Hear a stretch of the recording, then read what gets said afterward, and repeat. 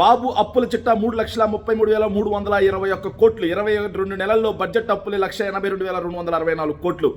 చంద్రబాబు నాయుడు గారు 2014 నుంచి ఈరోజు ఏదైతే అప్పుడు 5 సంవత్సరాలు, ఇప్పుడు ఈ 2 సంవత్సరాలు కలుపుకొని 7 సంవత్సరాల్లో చంద్రబాబు నాయుడు గారు 7 లక్షల కోట్ల అప్పులు చేసి రాష్ట్రాన్ని అప్పుల ఊబిలో కూరుకుపోయేలా చేయడమే కాకుండా రాష్ట్ర పౌరుల నెత్తిన అప్పు అనే ఒక గుదిబండని చంద్రబాబు నాయుడు గారు వేశారు అనడానికి సాక్ష్యం ఈ వార్త.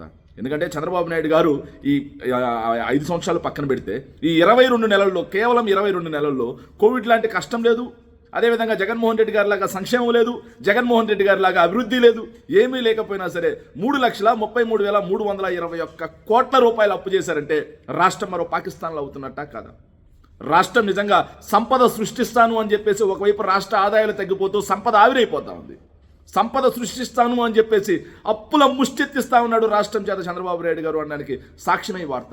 జగన్మోహన్ రెడ్డి గారు 2 సంవత్సరాలు కోవిడ్ ఉన్నా, రాష్ట్రానికి రావాల్సినటువంటి ఆదాయాలు ఆగిపోయినా, ఒకవైపు సంక్షేమం మరోవైపు అభివృద్ధిని జోడు గుర్రాల్లాగా పరిగెత్తిస్తూ కూడా 60 నెలల్లో జగన్మోహన్ రెడ్డి గారు చేసిన అప్పు 3,32,000 కోట్ల రూపాయలు అయితే సంక్షేమము లేదు, అభివృద్ధి లేకున్నా సరే విచ్చలవిడి దోపిడీ, విచ్చలవిడి దుబారాతోటి చంద్రబాబు నాయుడు గారు సర్కార్, జగన్మోహన్ రెడ్డి గారు 60 నెలల్లో చేసిన అప్పుని కేవలం 22 నెలల్లో క్రాస్ చేసి గిన్నిస్ రికార్డు పొందారు. ఎంత దుర్మార్గం అంటే చంద్రబాబు నాయుడు గారు చేసే అప్పు నెలకొచ్చేసి 15,151 కోట్లు చేస్తూ ఉంటే రోజుకి 505 కోట్ల రూపాయలు అప్పు చేస్తూ ఉంటున్నారు.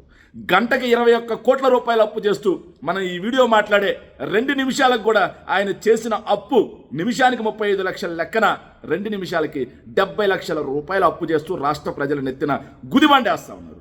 అంటే మనం ఈ వీడియో మాట్లాడుకునే సమయంలో కూడా రాష్ట్ర ప్రజల నెత్తిన 70 లక్షల రూపాయల అప్పు అంటే రాష్ట్రం గత ఆర్థిక సంవత్సరంలో 8 రోజులు మాత్రమే అప్పులు లేకుండా బతికింది అంటే రాష్ట్రాన్ని ఎంతలా ఆర్థిక విధ్వంసం చేస్తా ఉన్నాడు, రాష్ట్రాన్ని ఎంతలా అప్పుల ఊబిలో కూరుకుపోయేలా చేస్తూ రాష్ట్ర సంపదని ఎలా సర్వనాశనం చేస్తా ఉన్నాడు చంద్రబాబు నాయుడు అనడానికి నిదర్శనమే ఈ వార్త.